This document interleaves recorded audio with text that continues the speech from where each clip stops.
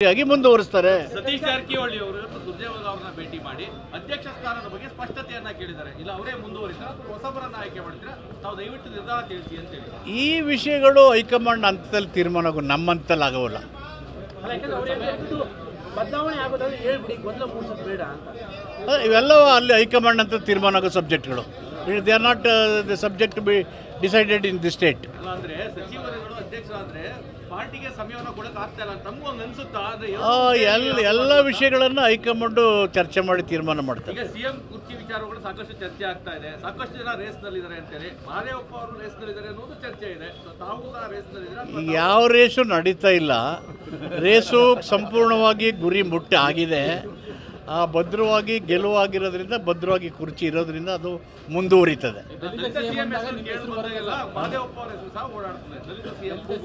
ಈಗ ರೇಸು ಇಲ್ದೇನೆ, ಕುರ್ಚಿ ಖಾಲಿ ಇಲ್ದೇನೋ, ಇವೆಲ್ಲ ಬರೀ ಮಾತುಗಳು.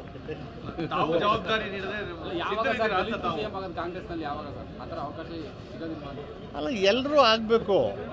ಅದು ಹೈಕಮಾಂಡು ಸೂಕ್ತ ಸಮಯ ಬಂದಾಗ, ಸನ್ನಿವೇಶಗಳು ಬಂದಾಗ ಖಂಡಿತವಾಗಿ ಆಗುತ್ತೆ. ಜವಾಬ್ದಾರಿ ಅದು ಬಂದ್ರೆ ಹೈಕಮಾಂಡ್ನಿಂದ ಮಹದೇವಪ್ಪ ಅವರು ಸಿದ್ಧರಿದ್ದಾರೆ. ಸದ್ಯಕ್ಕೆ 2028 ತನಕ ಅದಿಲ್ಲ. 28 ಆದ್ಮೇಲೆ ನೋಡೋಣ. ದೇವರಾಜ ಮಾರುಕಟ್ಟೆ ಡಮಾಲಿಶ್ ಬಗ್ಗೆ ಅಲ್ಲಿ ಜನ ತುಂಬಾ ವಿರೋಧ ವ್ಯಕ್ತಪಡಿಸ್ತಾ ಇದ್ದಾರೆ. ಏನಾದ್ರು ಹೊಡೆದಾಕಿದ್ರೆ ನಾವು ನೇಣಕ್ಕೆ ಕರಣ ಹಾಕ್ತೀವಿ ಅಂತೆಲ್ಲ ಮಾತಾಡ್ತಾ ಇದ್ದಾರೆ ಸರ್. ಅದು ನೋಡೋಣ. ನೋಡಿ, ಅದು ಬಿಲ್ಡಿಂಗು, ಅದಕ್ಕೊಂದು ಲೈಫ್ ಇರುತ್ತೆ. ಲೈಫು ಸೇಫ್ ಆಗಿದೆಯೋ ಇಲ್ವೋ ಅಂತ ನೋಡಬೇಕು. ಮೊದಲು ಜನಗಳ ಲೈಫ್ ಇಂಪಾರ್ಟೆಂಟು ಅಲ್ವಾ? ಅದನ್ನು ಹೊಡೆದಾಕ್ಬಿಟ್ಟು ಖಾಲಿ ಮಾಡಬೇಕು, ಇದ್ದವ್ರಿಗೆ ಹೇಳಿ ಬಡಿಸಿ, ಇದು ಯಾವ ಉದ್ದೇಶನೂ ಇರಲ್ಲ. ಅದರ ಬಿಲ್ಡಿಂಗನ್ನು ಲೈಫ್ ಇದೆಯಲ್ಲ, ಜೀವನ ಆಗಲೇ ಬೀಳ್ತಾ ಇದೆ. ನಾವೇ ಹೋಗಿ ನೋಡಿ 2-3 ಸಲ ನೋಡಿದ್ದೀವಿ. ಅದನ್ನು ಡೆಮಾಲಿಷ್ ಮಾಡಿ ಅಂತ ಕೋರ್ಟು ಹೇಳಿದ್ದಾರೆ. ಮತ್ತು ಕೋರ್ಟ್ಗೆ ಒಂದು ಹೋಗಿದ್ದಾರೆ ಅಪೀಲು. ಅಲ್ಲಿ ತಾಂತ್ರಿಕ ಸಮಿತಿಗಳು ಏನು ವರದಿ ಕೊಡ್ತವೆ ಅದು ಆಧಾರದ ಮೇಲೆ ಕ್ರಮ ತಗೊಳ್ತಾರೆ. ದೇವರಾಜ ಮಾರ್ಕೆಟ್ ಇರಲಿ, ಲ್ಯಾಂಡ್ಸ್ಟೋನ್ ಬಿಲ್ಡಿಂಗ್ ಆಗಲಿ, ನಿಮ್ಮ ಕಾಲ ಅಂದರೆ ಸಿದ್ದರಾಮಯ್ಯವ್ರ ಕಾಲದಲ್ಲೇ ಅವೆಲ್ಲ ಮುಗಿಬೇಕು, ಅವೆಲ್ಲ ಡೆಮಾಲಿಷನ್ ಆಗಿ ಹೊಸ ಕಟ್ಟಡಗಳಾಗ್ತವೆ. ನಮ್ಮ ಉದ್ದೇಶ ಇದರಲ್ಲಿ ಯಾವುದೇ ಹಿಡನ್ ಅಜೆಂಡಾ ಇಲ್ದೇ ಅವು ಸರಿಯಾಗಿ ಆಗಬೇಕು, ಜನಗಳಿಗೆ ತೊಂದರೆ ಆಗಬಾರ್ದು. ಆ ಹೆರಿಟೇಜ್ ಸ್ಟ್ರಕ್ಚರ್ನ ಉಳಿಸ್ಕೊಂಡು ಜನಗಳಿಗೆ ತೊಂದರೆ ಆಗದ ರೀತಿಯಲ್ಲಿ ನಿರ್ಮಾಣ ಮಾಡಬೇಕು ಅಂತ ಅಲ್ಲಿ 2-3 ಸಾರಿ ಬಡ್ಜೆಟಲ್ಲಿ ಹೇಳಿದ್ವಿ. ಈಗ ಮೊನ್ನೆ ಎಲ್ಲ ಒಂದು ಚರ್ಚೆ ಮಾಡಿದ್ದಾರೆ, ಮೀಟಿಂಗ್ ಮಾಡಿದ್ದೀವಿ.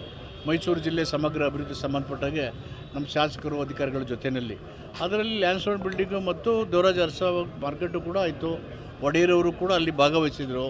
ಎಲ್ಲ ಸಕಾರಾತ್ಮಕ ಚರ್ಚೆ ಮಾಡಿದ್ದಾರೆ. ಜನಗಳಿಗೆ ಅನುಕೂಲ ಆಗಬೇಕು ಮತ್ತು ಆ ಬಿಲ್ಡಿಂಗ್ನ ಲೈಫ್ ಸ್ಪ್ಯಾನ್ ಇನ್ನೊಂದು 100 ವರ್ಷ ಬರಬೇಕು. ಅದು ನಮ್ಮ ಉದ್ದೇಶ.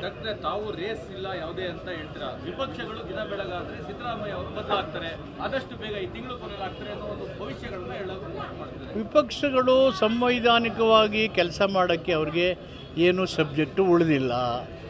ರಾಜಕೀಯ ಮಾಡೋದು ಬಿಟ್ಟರೆ, ಇಲ್ಲದೇ ಇರೋ ವಿಷಯ ತಗೊಂಡು ಇರೋದು ಇದೆ ಅಂತ ಹೇಳೋದಕ್ಕೆ ಬಿಟ್ಟರೆ ಬೇರೆ ಏನಿದೆ? ಸಂವೈಧಾನಿಕವಾಗಿ ಅವ್ರು ಕೊಟ್ಟಿರ್ತಕ್ಕಂಥ ಜವಾಬ್ದಾರಿಯನ್ನು ಪರಿಣಾಮಕಾರಿಯಾಗಿ ನಿರ್ವಹಣೆ ಮಾಡಬೇಕು. ಅದು ಬಿಟ್ಟುಬಿಟ್ಟು ಇಲ್ಲದ ವಿಷಯ ತಗೊಂಡು ರಾಜಕೀಯ ಮಾಡಿದ್ರೆ ಅದು ದೇವ failed as N opposition party ಅಂತ ಹೇಳ್ಬೇಕಾಗುತ್ತೆ. ನಾ ಹೇಳಿದ್ನಲ್ಲ, politically either they have not matured nor they have got responsibility as a political party to work for the people and state.